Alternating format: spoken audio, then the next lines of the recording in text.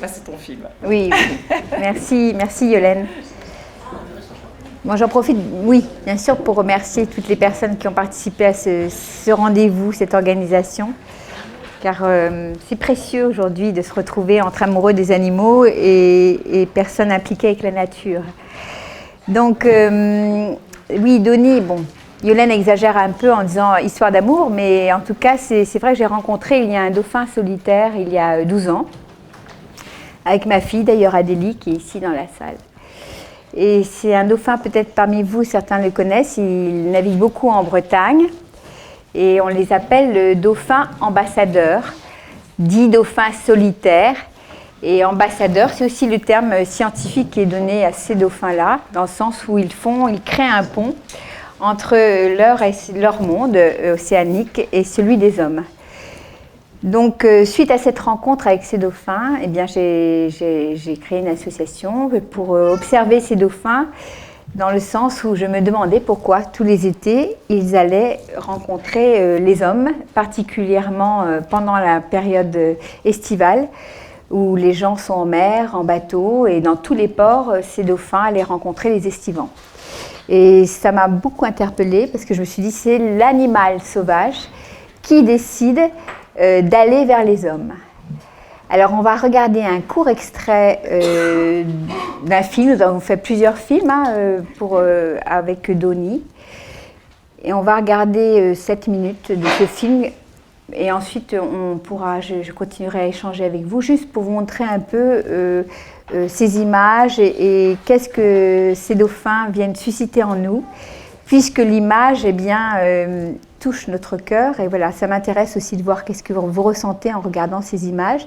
Alors, vous étonnez pas, j'ai beaucoup parlé de moi, non pas pour alimenter mon ego, et juste parce que cette histoire, c'est une histoire que j'ai vécue, c'est une histoire personnelle. Donc, je dis le je tout le temps, parce que c'est quelque chose qui est vécu. Mais bien entendu, tout cela est dans un désir de partage et pour, comme ce dauphin le fait, inviter chacun d'entre nous à ressentir le lien avec la nature et le lien avec soi. Donc on parle d'écologie universelle et d'écologie intérieure, puisque le dauphin vient aussi venir nous éveiller à cette conscience de l'écologie intérieure. Voilà, on regarde le début. Ce film-là a été fait pour Arte, donc c'est un film qui a 5 ans. Entre-temps, il y en a eu un autre de fait, on regardera aussi un court extrait. Il y a des choses qui ont changé beaucoup depuis, mais au moins ça synthétise un peu l'esprit de cette rencontre et de l'implication de l'association à écouter ces dauphins. Voilà. Alors, pour rebondir par rapport à ce matin, à la magnifique... à l'exposé de Gilles,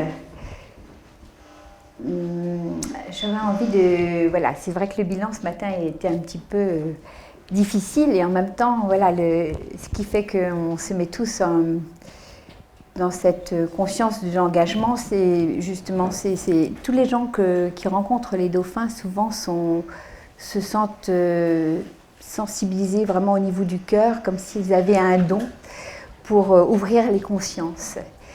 Et évidemment, cette expérience, elle est personnelle, donc on peut difficilement dire que c'est une vérité. Ce que je dis, je peux juste parler que de l'échange que j'ai eu avec ce dauphin.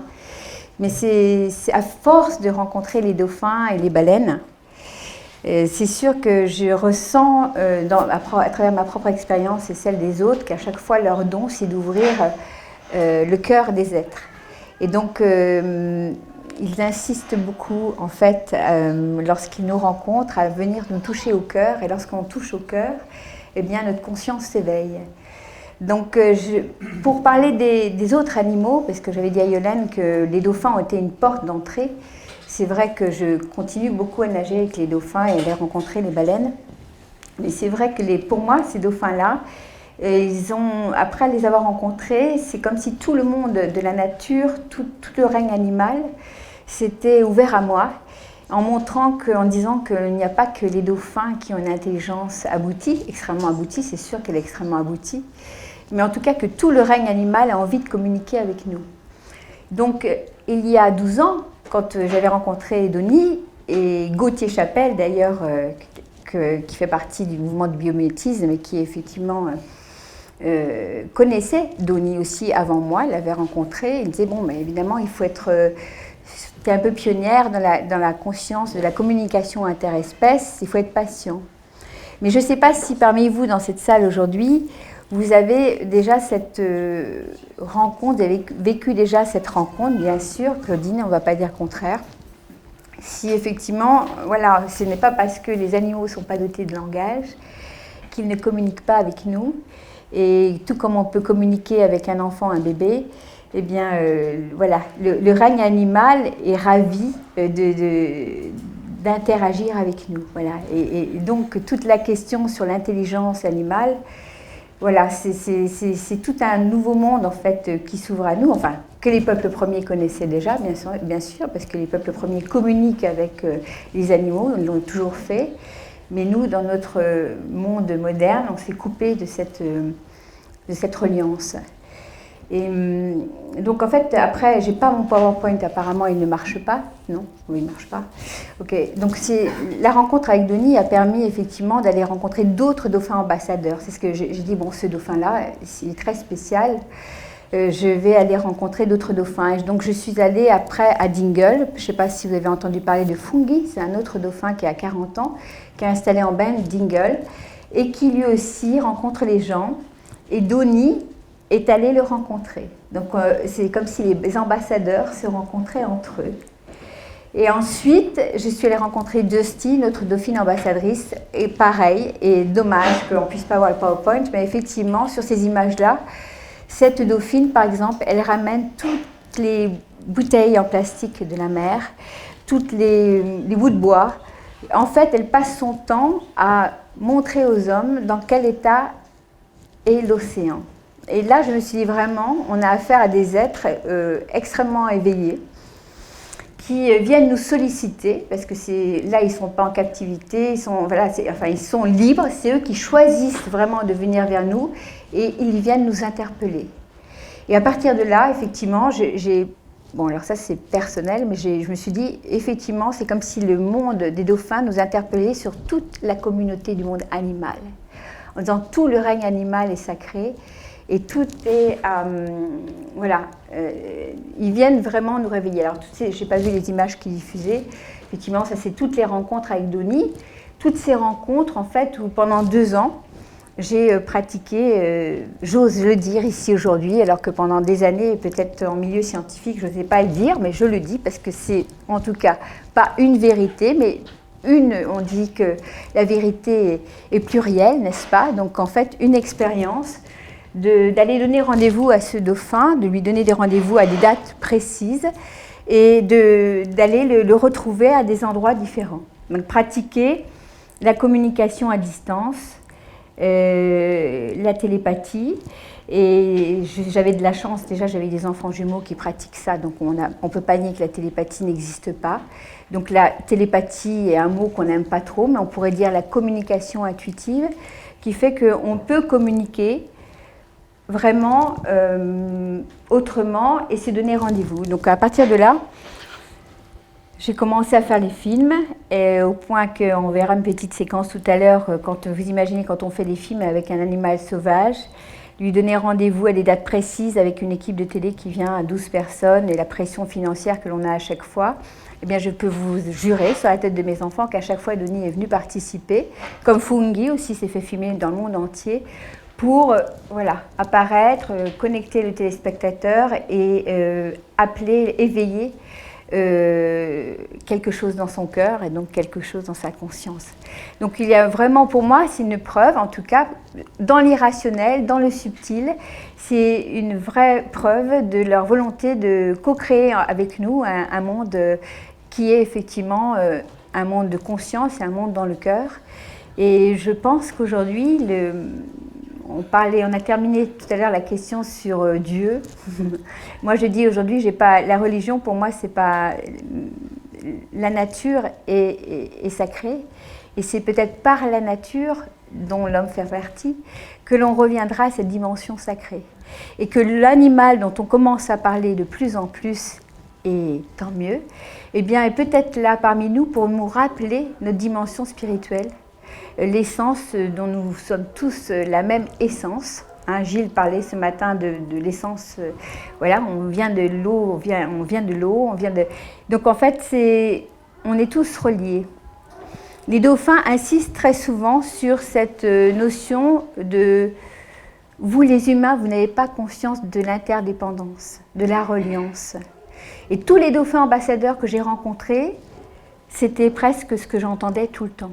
Alors vous allez dire, mais elle a des petites voix, elle se prend pour Jeanne d'Arc. Non, il y a effectivement, on a tous à l'intérieur de notre être ces canaux, comme le téléphone portable, voilà, émetteur-récepteur.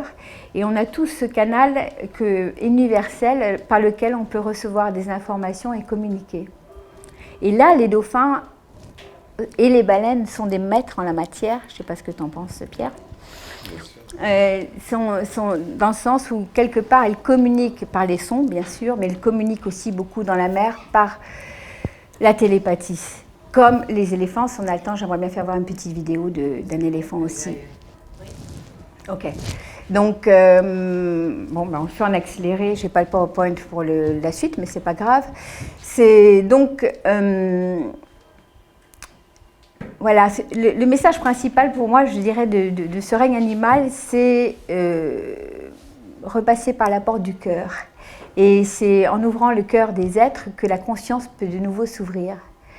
Il n'y a pas que des messages télépathiques avec Donnie qui sont passés. Une fois, lorsque je suis allée le rencontrer, je me mettais à l'eau avec lui et en fait, il est sorti sa tête de l'eau et j'ai croisé son regard. Et son regard était tellement fort, comme tous les regards des mammifères marins, qu'il m'a bouleversée et donc il insistait sur l'importance du regard, l'échange avec le regard presque de l'âme. Et ensuite, une deuxième fois, il m'a reconvoqué et là, il s'est abandonné littéralement dans mes bras. Vous imaginez un dauphin qui pèse 350 kilos, au point que j'ai imaginé qu'il était malade. Tout de suite, comme les dauphins captent dans nos pensées, hein, comme beaucoup d'animaux, on le sait aujourd'hui, les chats aussi, les chiens, il y a des recherches qui ont été faites là-dessus avec Rupert Sheldrake, qui prouvent que certains animaux conscientisent nos pensées avant que nous-mêmes les ayons conscientisées. Et ça, je l'ai remarqué en tout cas avec les cétacés, effectivement, ils perçoivent nos pensées avant que nous-mêmes l'ayons conscientisé. Et donc, immédiatement, il s'est remis à la verticale pour me montrer qu'il allait bien. Et ensuite, il s'est réabandonné dans mes bras, il a laissé glisser ses mains sur son cœur pour me faire comprendre que c'était, voilà, la vie, c'est revenir à ce battement de cœur de la vie, cette dimension d'amour. Alors, ça pourrait paraître New Age, ce que je dis et tout ça, mais en attendant, le monde le règne animal, certains animaux, et beaucoup de cétacés sont justement dans cette conscience d'éveil, de l'amour qui va justement amener des vibrations qui vont élever les êtres à retrouver cette dimension, son humanité en fait. J'ai envie de dire que l'animal aujourd'hui, le cadeau qu'il nous offre, c'est qu'en allant voir le regard, je ne sais pas, Claudine, tu diras du bonobo ou de la baleine, enfin de plein d'animaux. Hein. Hier soir avec ma fille, on a vu la panthère, magnifique. Eh bien, c'était un regard où en fait on retrouve cette unité. On retrouve cette unicité d'où l'on vient. On est frères quelque part. Donc, au fur et à mesure aussi de ces rencontres avec Donnie, quand j'ai parlé d'autres animaux qui sont venus, il y a toutes sortes d'êtres de l'océan qui sont venus. Et comme si dans la mer nous montrait qu'il n'y a pas que les dauphins, que la mer est conscience. Et que dans l'océan, tout communique et qu'il n'y a pas de séparation.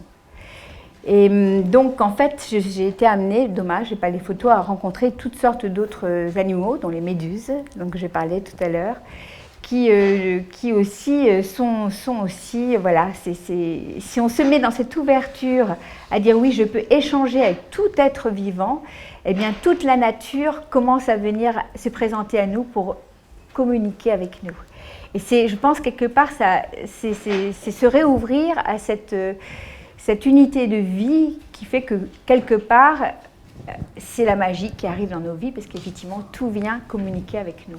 Et c'est là où les dauphins sont très doués, là où je pense beaucoup de gens sont interpellés à aller rencontrer les dauphins, c'est qu'il y a une partie inconsciente, mais en même temps consciente de l'être, qui sait qu'en allant les rencontrer, il va retrouver ce manque, en fait, cette nostalgie.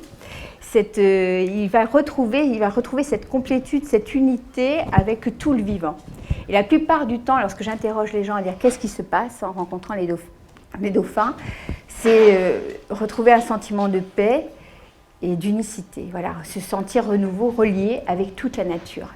Et je pense que si tant de dauphins solitaires viennent nous rencontrer, autant, peut-être tous les ans, parce que cet été, par exemple, Denis a fait tout le tour de la Bretagne, comme d'habitude, ça fait des années qu'il fait ça, eh bien, c'est justement pour réveiller le cœur des hommes à nouveau à cette conscience de lien avec la nature dont nous faisons partie. Voilà. Donc là, je vais vous montrer, oui, parce que j'avais parlé du lien animal. Alors, est-ce que parmi vous, dans la pièce, le terme télépathie vous dérange? Non. Est-ce que vous avez, voilà, est-ce que ça vous arrive de communiquer, d'échanger? Voilà, d'accord. Donc, ce serait chouette hein, qu'on s'amuse à communiquer avec les animaux ici, hein, dans l'Olivier, dans le parc. Mais en fait, voilà, donc j'avais envie de montrer cet exemple-là aussi d'un autre, par exemple, vous allez voir une petite vidéo d'un autre ambassadeur, je dirais, parce que voilà, moi, ce qui m'intéresse, c'est les animaux qui créent ce lien, effectivement, rencontrer les humains, et cette conscience qu'ils ont à vouloir éveiller l'humanité. Voilà, alors qu'on a toujours pensé qu'ils étaient moins intelligents que nous. Et c'est touchant. Et cette vidéo, voilà, je vais la commenter en fait au fur et à mesure qu'on va la regarder. En parlant des baleines, baleines, les baleines sont à terre, un peu ce que pour moi sont les éléphants à terre. Et donc ça, c'était en fait, cette vidéo, elle a été tournée en Afrique du Sud. Et en fait, ces éléphants-là, ce sont des éléphants qui sont en réhabilitation, qui ne pouvaient plus rester tout seuls, ou parce que la maman, elle ne pouvait plus s'en occuper. Un éléphant, s'il n'a pas... Ça marche. Gilles le sait mieux que moi, c'est effectivement s'il n'a pas sa mère, eh bien, la transmission se faisant par la mère, eh bien, il ne peut rien faire. Donc c'est des éléphants qui auraient dû être abattus et qui sont dans un centre de réhabilitation. Donc tous les matins, il y a des gens qui viennent les voir. Si on peut mettre le son, ça serait pas mal. Et donc là, ils se présentent, l'après-midi, ils sont libres, mais le matin, ils font une sorte de... Voilà, ils se présentent auprès du public et dont un qui s'allonge et que les gens peuvent toucher. Donc vous imaginez un éléphant qui s'allonge par terre et qui se fait caresser par les gens, par toutes sortes de mains tous les jours avec une patience qui m'avait beaucoup touchée. Donc j'avais voulu aller voir après toute seule ces éléphants pour communiquer avec eux. Et bon, en fait, les trois étaient arrivés comme des fous vers moi, j'avais un peu eu peur, donc je m'étais mis un peu après en hauteur. Donc après, chaque éléphant vient, voilà, donc ils se présentent, bien sûr, pour eux, c'est leur façon à eux de dire bonjour et de repérer avec leur trompe, voilà, avec l'odorat. Voilà, voici Tambo. Et cet éléphant-là, voilà, pour moi, c'est un ambassadeur. Il a 35 ans, ça fait 35 ans qu'il est en semi-captivité, voilà. Et ça fait 35 ans, je dis qu'il est au service, dans le sens où vraiment il est comme Denis, comme tous ces dauphins ambassadeurs, il est vraiment dans la conscience, voilà, d'ouvrir les consciences des êtres. Et c'est pas simplement parce qu'il a à manger qu'il est en captivité. Donc voilà, j'avais vraiment envie de le rencontrer et puis de le remercier, en fait, quelque part. Je pense que des fois, on peut se dire, elle fait une projection, mais quelque part, j'avais l'impression de rencontrer, voilà, un frère, voilà, Donc, voilà, c'est les présentations et je voulais vous faire voir cette vidéo parce qu'à un moment donné, je lui demande, par communication intuitive ou télépathie, on met le mot que l'on veut, s'il veut bien venir échanger avec moi. Et donc, bien sûr, c'est la voie, dans ces cas-là, tout simplement, on a tous accès à ça, c'est effectivement d'ouvrir le cœur, d'être dans cette conscience d'ouverture et de demander. C'est simple en fait, on est tous capables de ça, on le fait entre nous. Et je vais vous montrer le moment où en fait ça va se passer. Mais pour l'instant, c'est voilà, c'est juste la présentation, entre-temps il boit. Mais voilà, j'étais très touchée de le rencontrer parce que j'avais été très étonnée le matin de la patience qu'il avait à être allongé par terre, sachant qu'il est complètement comprimé, à se laisser caresser comme ça par les gens.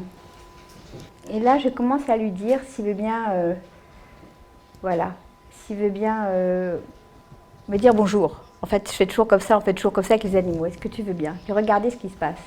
Mais d'ailleurs, c'était tellement la force, voilà, voilà. Voilà, donc c'est très court.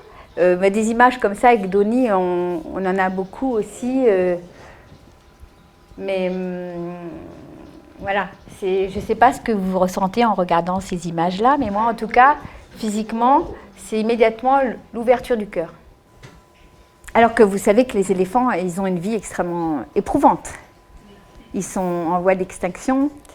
Et donc, ce qui me touche beaucoup en les rencontrant, c'est que c'est aussi bien chez les dauphins, chez les baleines, il n'y a aucune notion il n'y a pas de jugement.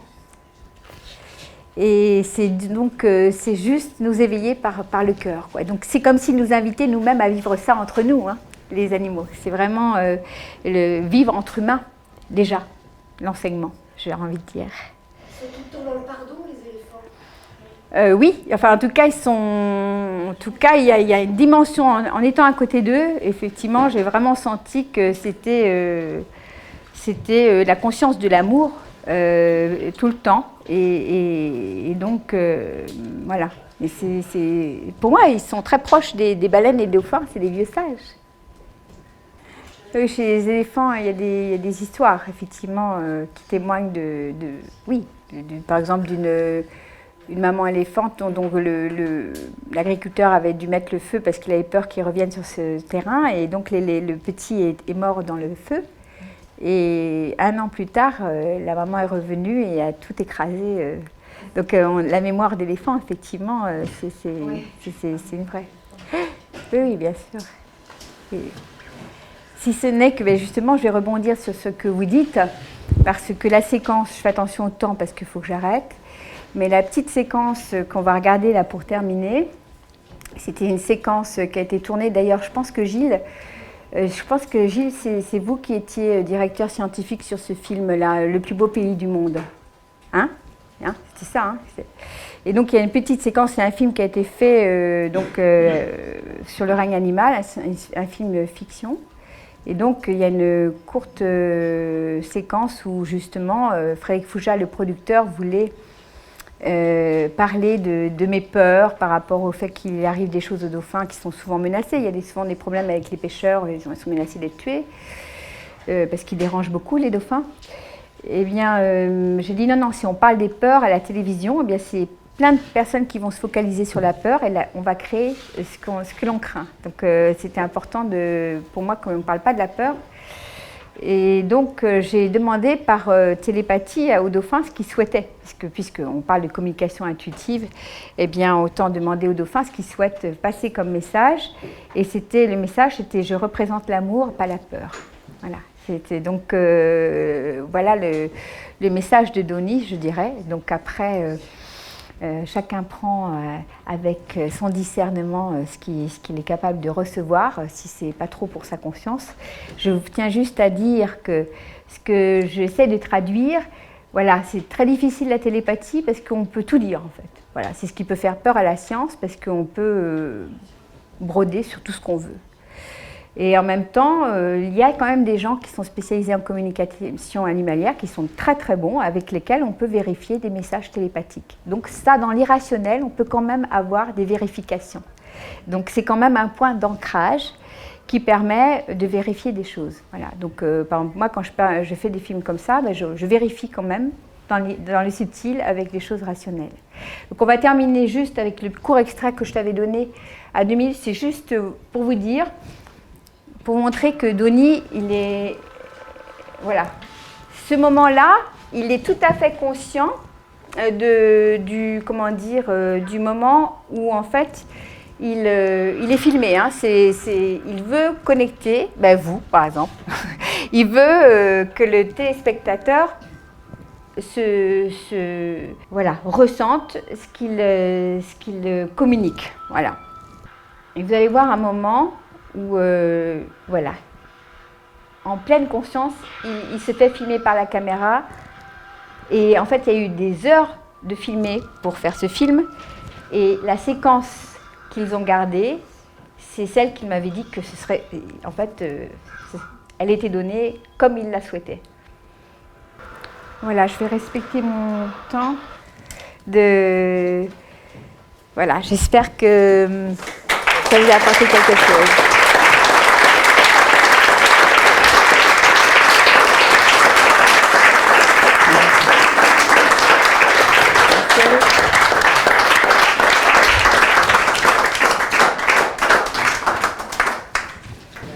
Une approche extrêmement scientifique des choses, c'est très cool. Et Frédéric Guichard est complètement intuitif, etc. Vous avez deux visions très intéressantes et très différentes. Voilà. Et d'ailleurs, je voulais remercier Yolène d'avoir l'audace. De le faire. Ah oui. Parce qu'effectivement, dans l'association, nous avons quand même des gens comme Edgar Morin, qui est un très bon ami, qui m'a beaucoup soutenue. Jean-Marie Beck, qui n'est plus là aujourd'hui, bien sûr. Gauthier Chapelle, Philippe Desbrosses. Bon, eh bien, effectivement, il y a 12 ans même que je n'ai pas changé, je tiens toujours le même discours. D'ailleurs, c'est pas terrible, hein. En fait, j'évolue pas beaucoup parce que j'ai toujours les mêmes choses. Mais voilà, je me dis que quelque part, à un moment donné, toujours se taire, eh bien, quelque part, par peur qu'on interprète, eh bien, ça ne sert pas les dauphins, ça ne sert pas la vie, ça ne sert pas les animaux. Après, chacun, effectivement, ressent ce qui lui parle ou ce qui ne lui parle pas. Mais en même temps, dans les projets de l'association, le rêve, c'était qu'effectivement, hémisphère gauche, hémisphère droit se réunissent, parce que nous sommes chacun complémentaires et que on ne peut pas se dissocier. De toute façon, nous-mêmes, on sera complet quand effectivement on relie nos deux hémisphères, comme ils sont extrêmement eux.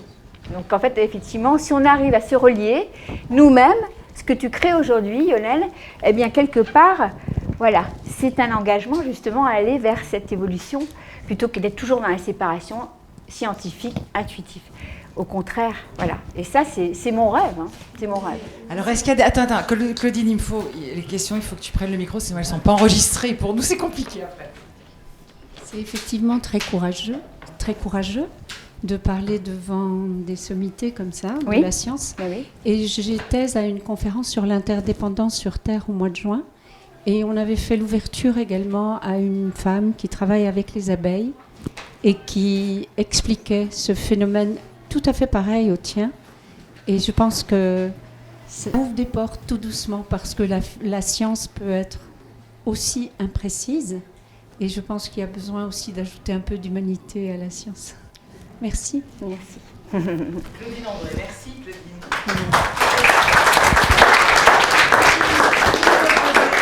Une question. Ah oui. Avec le micro. En général, ce sont des expériences très individuelles Oui. que chacun garde pour soi, ne le partage pas. Et je pense que justement, c'est bien d'en parler, mais bien c'est sûr. bien de le partager, c'est bien de le divulguer, c'est bien de le savoir pour justement ébranler les consciences et faire que ça devienne quelque chose de beaucoup plus réel, plutôt que de rester dans le flou et dans le... Voilà. Du mal à oublier, ça. Du mal à oublier. Voilà, on a oublié, il faut marcher pieds nus sur la pelouse, et ça, on l'a oublié. Non, mais c'est vrai. On a oublié, voilà. L'homme a oublié qu'il est un animal. Hein. C'est clair, c'est ça. Et notre sauvegarde passera par là. Alors justement, Frédéric, quand vous parlez d'intuition, etc., est-ce que chacun d'entre nous peut le faire ou est-ce qu'il y a aussi... Bien sûr. Je sais pas, c'est peut-être pas donné à tout le monde ça, parce que ça a l'air comme ça, hyper simple, ouais, génial, je vais dans l'eau, il y a un dauphin qui arrive, on danse ensemble, c'est génial. Moi je pense que c'est quand même un peu plus compliqué, comment on fait, moi demain si je veux aller nager avec un dauphin, je pense que c'est quand même beaucoup plus compliqué. Est-ce que ça demande tout un travail? Est-ce que ça demande certains talents? Yolène, je pense... Quoi? Oui, déjà parce que je sais pas nager, mais avec les bouées, ça marche? Ça marche si j'ai des bouées? Non mais sincèrement, est-ce que tu penses que tout le monde... après Pascal Pic, je te donne le micro. Est-ce que tu penses que c'est une expérience que tout le monde, chacun d'entre nous peut vivre avec un peu de patience, ou c'est pas évident? Non, je pense qu'on est fondamentalement tous des êtres intuitifs, que nous nous sommes éloignés de notre intuition parce qu'effectivement, le cerveau gauche... c'est pas grave, de toute façon, t'es enregistré, c'est bon. Oui, le cerveau gauche, effectivement, est prédominant. Donc, effectivement, on a atrophié notre hémisphère droit. Donc, c'est juste rééquilibrer ces deux parties en nous. Et donc, les moyens de rééquilibrer, c'est déjà peut-être de faire le silence intérieur et puis déjà d'apprendre à respirer et de retrouver cet espace de silence en soi qui permet d'équilibrer et de retrouver un point neutre où on n'est pas avec un mental qui est trop prégnant. Et en fait...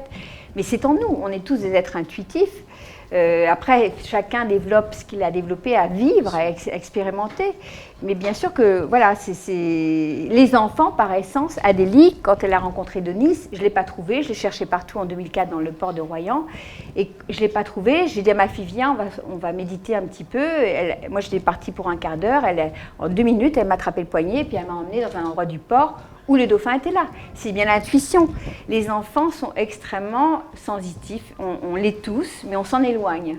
Donc peut-être aussi que le monde sauvage qui revient à nous, c'est pour ça que je parle du monde sauvage, nous ramène justement à cette dimension originelle d'où l'on vient et dont on s'est éloigné et qui crée effectivement ce mal-être en fait finalement quelque part, parce qu'on a besoin aussi de cette reliance avec la nature dont nous sommes issus. Donc en fait on l'a tous, c'est juste quelque chose à retrouver. Bon messieurs, mesdames, il y a du boulot, hein. Vous avez vu que vous avez une petite mission là pour le week-end. Tariq, Chekiak, attends. Ah pardon, Pascal, excuse-moi, c'était dans l'ordre, pardon. Pascal Pic d'abord et après... On connaît tous la grande aventure scientifique autour des grands singes et puis nous avons le bonheur d'avoir Claudine André avec nous. Mais cette histoire de dauphin ambassadeur, c'est intéressant parce que Jane Goodall, lorsqu'elle est arrivée au début des années 60 sur le terrain en Tanzanie, à Gombe, effectivement, c'est grâce à une femelle chimpanzé qui s'appelait Fifi à l'époque, qui était jeune adolescente, avec laquelle elle s'est liée d'amitié, exactement comme toi avec ce dauphin, parce que les chimpanzés étant chassés à l'époque, effectivement, ils se méfiaient des hommes, et on les comprend. Et à partir de là, c'est comme cela qu'a pu commencer ses études, à travers une véritable relation d'empathie et de confiance, et une partie de cette éthologie moderne. Bon, il n'y avait pas que Jane Goodall, on parle beaucoup d'elle, mais il y en a beaucoup d'autres aussi, notamment on oublie les Japonais, mais néanmoins, ça commence par ce genre de confiance et avec un individu qui ose entrer dans cette relation avec des humains ou inversement. Donc, et puis, attendez, les scientifiques, on n'est pas quand même des rustres qui ne passent leur temps à éviter l'empathie, la sympathie et l'intuition. Hein. On a eu peur, on a cru qu'il y aurait une querelle après entre scientifique et intuitif. Tariq Chekiak. Tariq Chekiak. Je crois que la nature nous donne des dons. Merci Claudine pour ce beau témoignage. Je trouve qu'effectivement c'est quelque chose de très très très. Et c'est amusant que tu me dises Claudine parce que c'est mon deuxième prénom quand même. Oui, pardon. Et je voulais te poser la question, alors peut-être pour être un petit peu provocateur. J'ai déjà assisté à des scènes quand même de violence aussi parmi les mammifères marins. Oui, tout à fait, bien sûr. Alors, qu'est-ce que tu en penses et est-ce qu'il n'y a pas un risque d'être peut-être un peu trop angélique par rapport à notre façon de les voir? Non, c'est très juste, c'est une bonne question, Tariq. C'est sûr que, attention, effectivement, il ne suffit pas de les encenser et de projeter à tout prix. On le sait, effectivement, il y a des scènes de viol aussi. Il y a une scientifique qui a observé beaucoup à Mount Kenya en Australie. Il y a des scènes de viol, effectivement, quand plusieurs mâles vont vers une femelle, effectivement, ça arrive. Donc, pas systématique, beaucoup moins que dans d'autres, mais en tout cas, ça arrive. Donc, il y a cette partie-là, et cette partie-là, elle existe dans toutes les espèces, en fait, quelque part. Et ça, Denis, très justement, il a beaucoup, enfin, dans tout ce que j'ai appris auprès de lui, c'était de dire que ça faisait partie de la vie. La violence fait partie de la vie. Oui, c'est-à-dire que la partie, effectivement, ça m'a beaucoup étonnée au début, mais c'était pas forcément. T'as raison. À moi pas, mais si je mange des végétaux, tu vois, je les tue. Mais oui. Oui. Claudine. Non, je m'excuse, j'interviens tout le temps. Mais moi aussi, je travaille avec une espèce dont on veut faire aussi quelque chose de magique, peace and love. Et oui, c'est ça, c'est le hippie de la forêt, l'autre c'est le guerrier de la forêt, qui fait l'amour toute la journée, etc. Mais croyez-moi qu'une alliance de femelles bonobos, ça peut faire des dégâts dans des testicules, dans des bouts de doigts, dans des oreilles. Et la violence existe, mais je crois qu'elle existe partout. Et même nous, peut-être ça nous fait du bien de penser qu'il y a des animaux qui seraient parfaits et qui nous donnent du baume à l'âme, mais ils ont aussi leur côté pathétique et leur côté dramatique. Et je pense que tous... Oui, tu as tout à fait raison de préciser. Mais ma question, je vais la repréciser du coup. Est-ce que tu penses que les dauphins ambassadeurs, par exemple, seraient des sortes de sages de l'espèce? Ah, tu vas loin là. Hein. On va partir d'un... Eh bien sûr. Bien entendu. C'est vraiment. J'en ai vu 7. J'allais rencontrer 7. Les 7 ont exactement la même attitude. Et les 7, vraiment, c'est dommage, puisqu'on pas dommage, je sais pas, mais si je voulais vous faire voir effectivement 2 sticks qu'on est allé filmer en Irlande, que Gauthier connaît très bien, eh bien, elle ne fait pas de cadeaux, hein. Elle est extrêmement exigeante. Lorsqu'on a fait le film, elle trouvait qu'on la persécutait, et moi j'étais très gênée. Et donc, elle donnait des coups de cul, elle pose les limites. En fait, elle nous montre en fait tout le respect de la nature, quoi. Donc, j'ai vraiment beaucoup appris en présence de ces êtres-là, parce que, voilà, ils nous montrent les limites qu'il y a à poser, tout en restant dans le cœur. Donc, c'est bien sûr que pour moi, ce sont des grands sages. Alors après, moi je vais souvent aux Açores, il y a toutes sortes de cétacés là-bas, et en même temps, voilà, on a l'impression d'avoir affaire en permanence à des grands sages aussi, parce que c'est des êtres très, très éveillés qui, au niveau du regard, partout dans notre corps, on est complètement... en éveil, donc, mais les dauphins ambassadeurs, pour moi, oui, ce terme ambassadeur leur va très bien. Chose que certaines personnes ne supportent pas d'entendre, ils en n'importe quoi. Et merci de poser cette question, parce que justement, dans cette expérience-là, quand on dit que Denis est rejeté du groupe, c'est pour ça qu'il va voir les hommes, parce qu'il en manque de relations, puisque c'est des êtres, des animaux qui ont une relation sociale extrêmement riche, eh bien, quelque part, c'est faux, parce que moi, j'ai passé beaucoup de temps dans l'eau avec lui, et il va interagir avec les siens. Donc, c'est une preuve qu'il choisit délibérément, sciemment, d'aller rencontrer les êtres, puisqu'il est régulièrement avec son groupe, il a même un jeune dont il s'occupe depuis des années. Donc, ça, c'était mes preuves. Je n'ai pas de vérité, mais ce sont, moi, mes preuves que je suis validée. Je dis, ça prouve bien que ce dauphin choisit d'aller rencontrer les hommes. Donc, pour moi, bien sûr, c'est un sage. Moi, je peux vous dire, dans notre vie, on rencontre tous des maîtres. Je pense que vous allez tous rencontrer des êtres qui vous ont éveillé. Eh bien, je dis toujours, Denis, et ce n'est pas sans aucune projection, hein, je veux dire, je peux toujours aimer un homme dans ma vie, hein, je ne suis pas en manque d'amour ou quoi que ce soit. C'est juste que j'ai rencontré le meilleur voilà, un être très évolué et qui m'a appris beaucoup de choses et qui m'a ramené à l'essentiel, en fait. Donc, voilà, mais ça peut rester que mon expérience personnelle. Mais dans l'ensemble, quand même, les dauphins ambassadeurs, si vous allez voir Fungi un jour, je vous incite à aller voir, parce que Denis n'est pas facile à trouver, il est tout en partie. Donc, il ne reste jamais plus 3 jours dans un port. Mais, comment ? Voilà. Eh bien, en fait, si vous allez voir Fungi en Irlande qui reste toujours là, eh bien, vous sentirez. Allez vivre les choses et vous verrez ce qui se passe. Oui. Oui, je voulais juste vous poser une question parce que moi je suis tout à fait béotienne en termes d'éthologie et donc je prends votre témoignage et votre film comme ça, à froid. Alors effectivement, j'ai un très bel exemple du comportement humain, le vôtre, de ce que ça vous a apporté, de tout ça. Par contre, ce qui me gêne un tout petit peu, c'est le discours. Le dauphin a choisi, le dauphin a pensé ça, le dauphin a ressenti ça. Ça, par contre, cette interprétation-là me pose problème parce que j'ai vu aucune trace d'expérimentation, de preuve de quoi que ce soit qui puisse nous dire vraiment qu'est-ce qu'on en sait, ce que pense le dauphin, pourquoi il était là, on n'en sait strictement rien. C'est ça qui me gêne un petit peu dans le discours. Autant ce que ça vous apporte, y compris ce que ça peut apporter à d'autres humains, y compris le côté ouverture sur la nature, c'est merveilleux, c'est très bien décrit. Par contre, le côté voilà ce que le dauphin a pensé, voilà ce que ça lui apporte, ou voilà pourquoi il était là, là je suis pas trop d'accord sur la manière de présenter et la manière d'exprimer les choses, parce que ça, on n'en sait rien. Enfin, c'est ce que je ressens justement c'est vraiment de la forme, hein, dans le fond, que ça vous a apporté énormément, et ce que ça nous apporte, ce témoignage aussi, ça, tout à fait d'accord.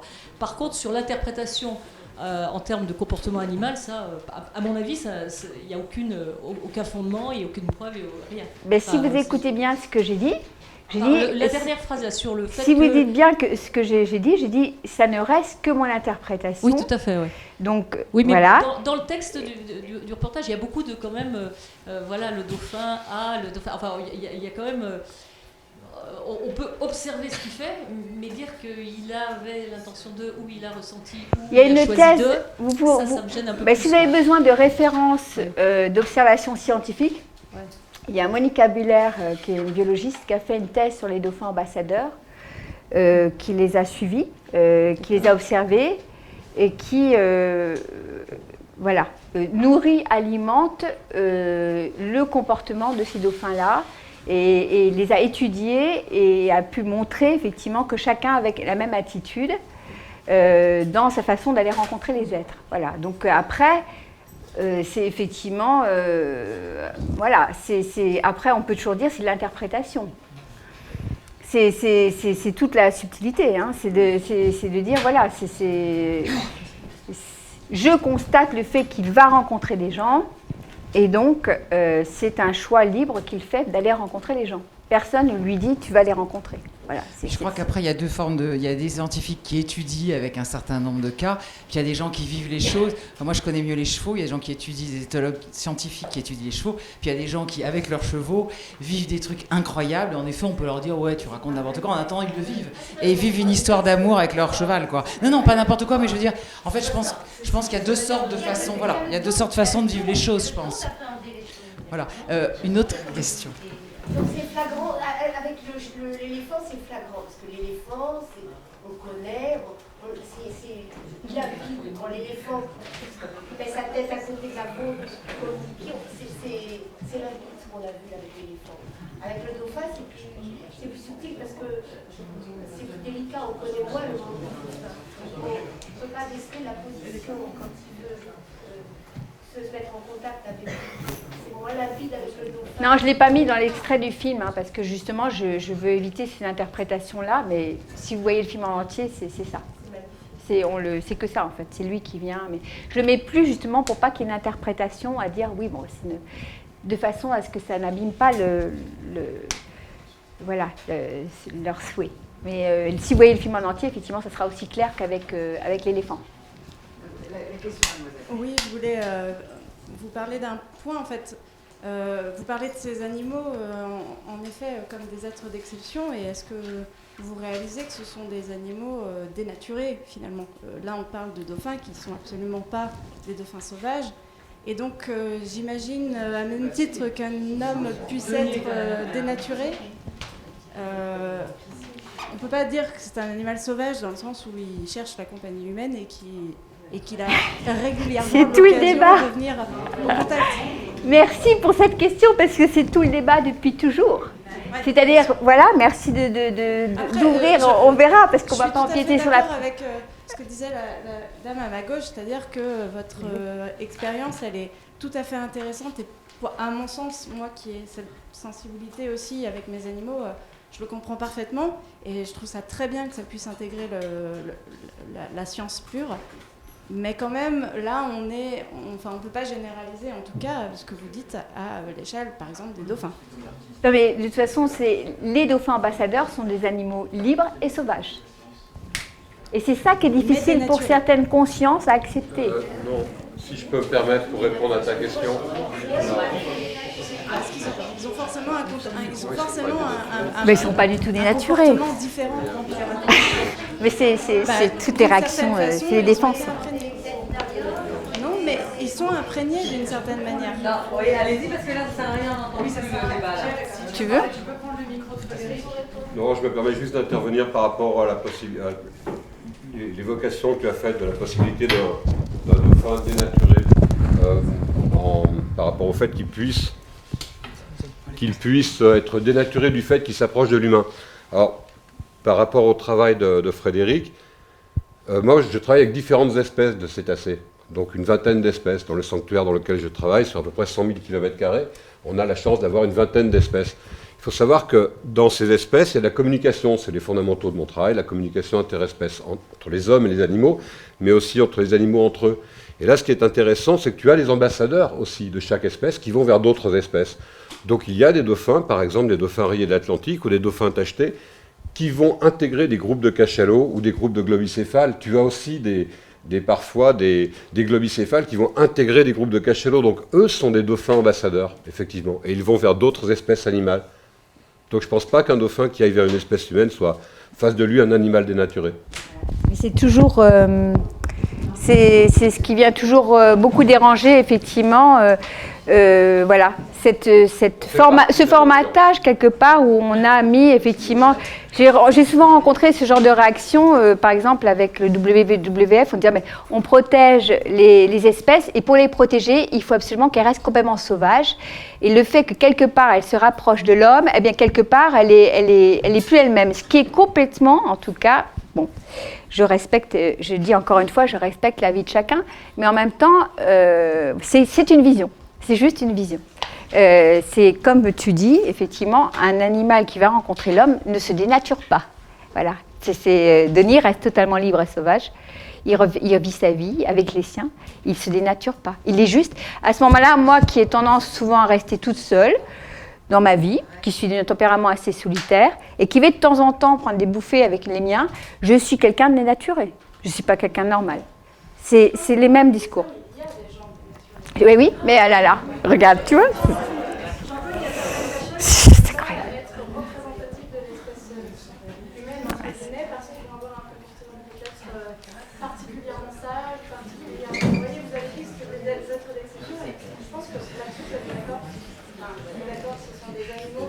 Peut-être avec une personnalité peut-être particulière, parce que déjà ils vont chercher le contact avec l'homme.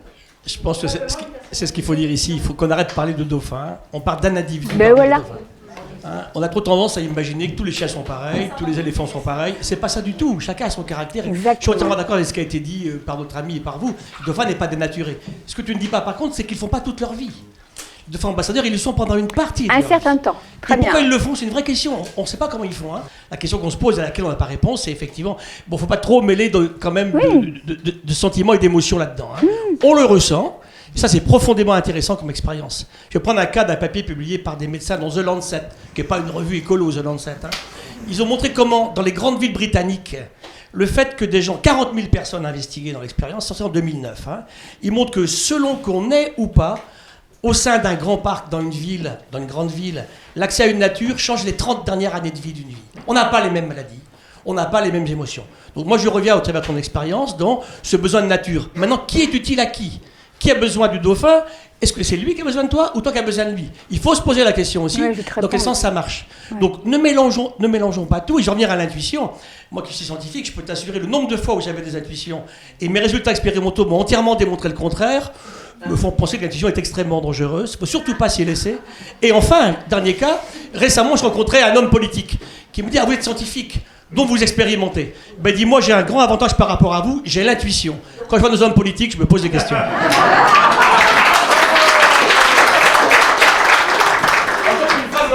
Mais un mec, absolument.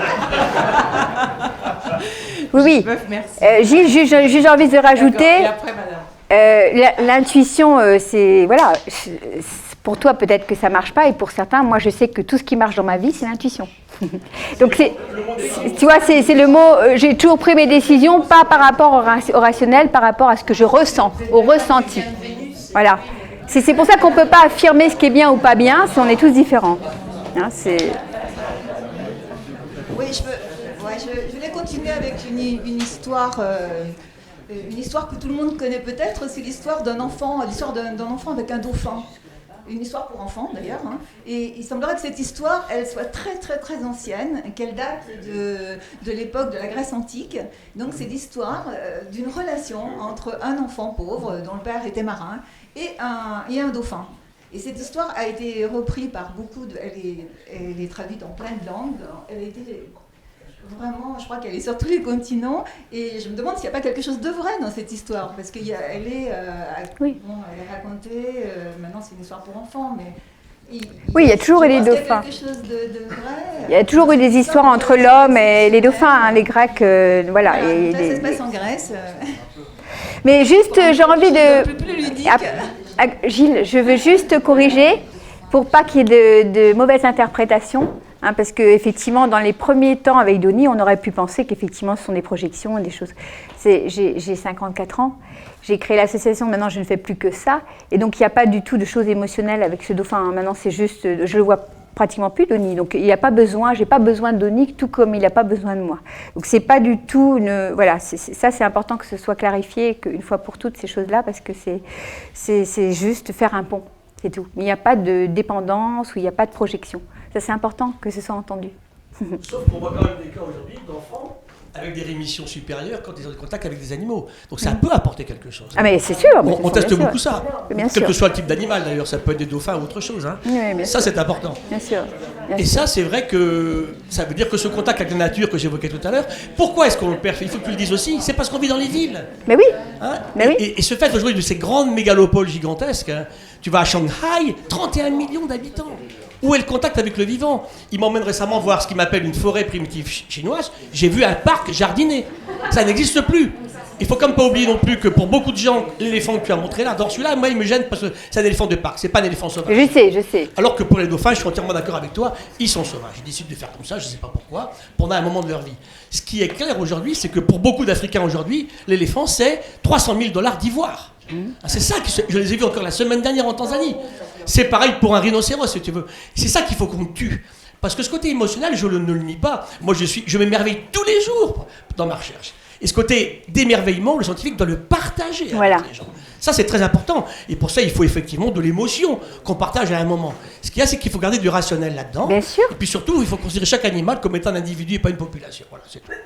Tu sais, je termine sur les éléphants.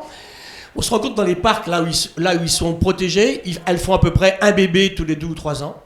Quand ils sont sortis des parcs, menacés encore plus par les braconniers, elles ont 2 jumeaux tous les ans, qui te montrent que le système vivant en fait réagit à l'environnement. La propre fécondité de la femelle, donc ses hormones à elle, sont affectées par ce qui se passe autour.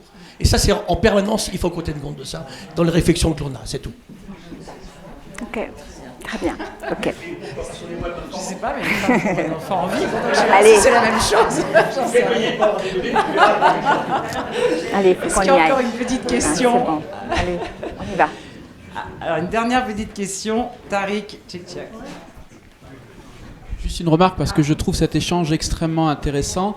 Et on voit qu'on veut toujours opposer, par exemple, science rationnelle et quelque chose d'autre. Non, mais c'est intéressant. Pourquoi? Parce que là, en fait, moi, ce que je trouve vraiment de chouette, c'est que tu nous as pas dit, je vais vous parler quelque chose de scientifique.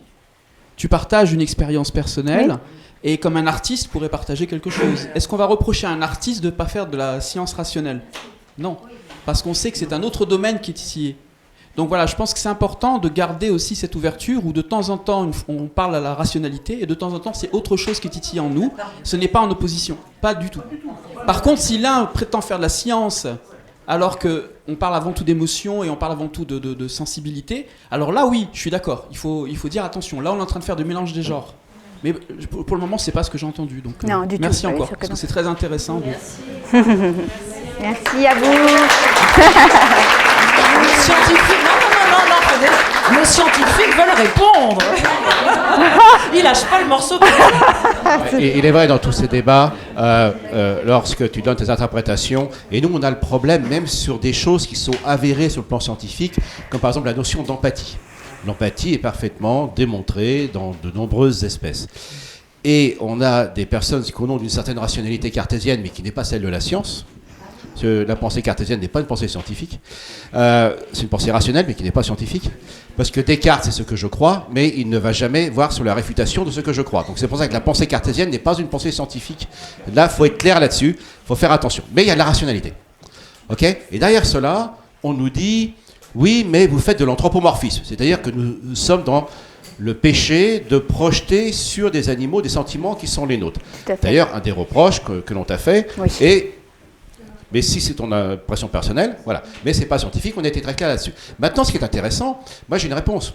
Si on a chez les chimpanzés, qui est les chimpanzés et les bonobos, que c'est les deux espèces les plus proches de nous d'un point de vue de l'évolution, il y a un autre principe qui est très clair. C'est le principe de parcimonie. Ça veut dire prendre l'explication la plus simple. Si des chimpanzés, qui ont le même ancêtre que nous, les humains d'aujourd'hui, ont des réactions émotionnelles qui sont identiques aux nôtres, pourquoi aller chercher une autre explication ? Le principe de parcimonie nous dit, si nous avons un ancêtre commun, l'explication la plus simple est de considérer que ce qui justifie leurs émotions et leurs comportements sont exactement, on appelle ça homologue, le terme est clair, c'est-à-dire qu'en fait, là ça contre le péché d'anthropomorphisme parce qu'effectivement c'est une explication beaucoup plus simple et beaucoup plus rationnelle. Par contre, quand on est chez les dauphins qui est une lignée beaucoup plus éloignée, là on parle de caractère analogue. Donc il y a des façons d'aborder, pardon je deviens un petit peu technique, mais tout à l'heure j'aborderai dans ma conférence qui vient juste après ce qu'on appelle le canon de Morgan. Qui connaît le canon de Morgan ? Ah bah attends, tu vas nous faire... Eh ben vous reviendrez tous.